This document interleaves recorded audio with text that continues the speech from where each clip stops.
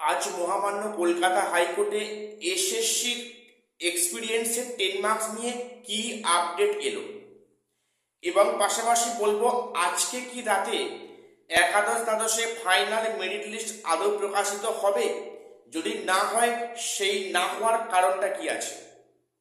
তো আসছি এসব নিয়ে বিস্তারিত আলোচনায়। দেখো, আজকে কলকাতা হাইকোর্টে যে এক্সপিরিয়েন্সের 10 মার্কস নিয়ে যে মামলাটা হলো, সেখানে সেই অর্থে কোনো ফাইনাল জাজমেন্ট আসেনি।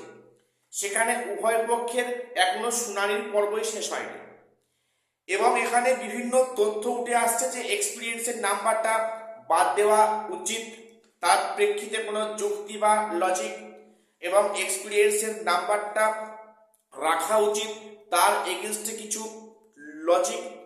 আজকে বেসিক্যালি সেখানে শুনানির কাজকর্ম হলো, এবং রায় সেই অর্থে আজকে কিন্তু এলো না। আমরা প্রত্যেকে আশা করেছিলাম যে আজকে একটা জাজমেন্ট আসবে, কিন্তু যেটা হলো যে শুধুমাত্র শুনানি, সেখানে জাজমেন্টে কোনো কিছু হলো না, এবং সেখানে পরবর্তী ডেট পড়েছে আগামীতে। এখন সেখানে কি হয় দেখার বিষয়। তবে যাই হোক, এক্সপিরিয়েন্সের 10 মার্কস নিয়ে কিন্তু আজকে একটা গুরুত্বপূর্ণ বক্তব্য বিচারপতি দিয়েছেন। সেখানে একটা পরিষ্কার ইঙ্গিত যে তাহলে কি অভিজ্ঞতার নাম্বার বাতিল হবে শেষমেশ, কি মনে হচ্ছে। দেখো, যখন মামলার শুনানি হচ্ছে, তখন অনেকে এই মামলায় অ্যাড হতে চাইছে, এবং তাদের বক্তব্য যে এক্সপিরিয়েন্সের নাম্বারটা অ্যাকচুয়ালি কারা পাবে। যখন এ নিয়ে অনেক পার্টি অ্যাড হতে চাইছে এই মামলার মধ্যে, সেখানে বিচারপতি পরিষ্কার বলেন যে যেখানে এক্সপিরিয়েন্সে 10 মার্কস থাকবে না সেটা এখনো ডিসিশন হলো না, ঠিক হলো না। আবার এখানে অ্যাড করছে যে এই মার্কসটা কারা পাচ্ছে বা কারা পাওয়া উচিত। আগে এটা ঠিক হোক যে এক্সপিরিয়েন্সে 10 মার্কস আদৌ থাকবে না, তারপরে থাকলে পরে সেখানে কারা পাচ্ছে তবে তাদের প্রশ্ন।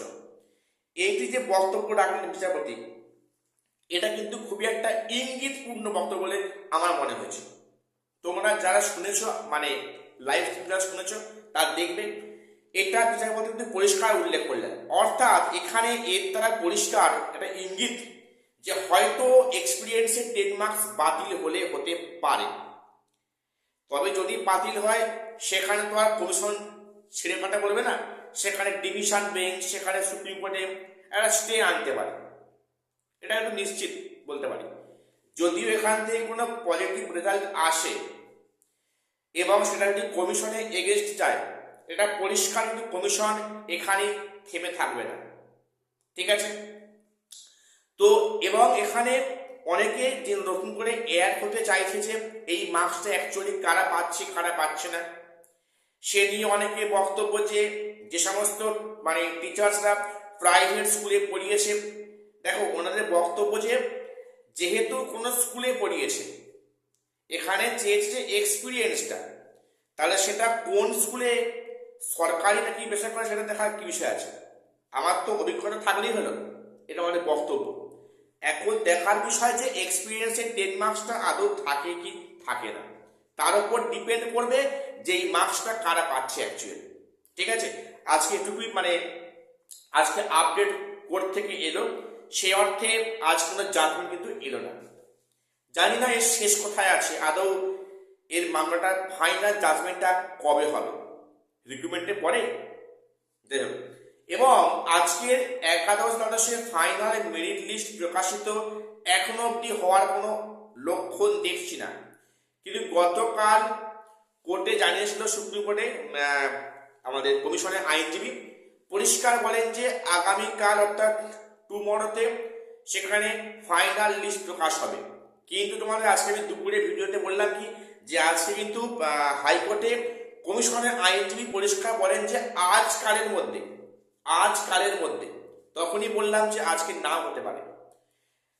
তো এখন অব্দি কোনো রেজাল্টের কোনো খবর দেখতে পাচ্ছি না, জানি না সেখানে রাতের থেকে কোনো আপডেট আসে কিনা, তবে সম্ভাবনা হয়তো কম। খুব চান্স আগামীকাল রেজাল্ট প্রকাশিত হচ্ছে, অর্থাৎ একাদশ দ্বাদশের ফাইনাল মেরিট লিস্ট প্রকাশিত হচ্ছে। তো আজকে এই মুহূর্তে এটুকুই আপডেট দেওয়ার ছিল। দেখা হচ্ছে পরে কোনো ভিডিওতে।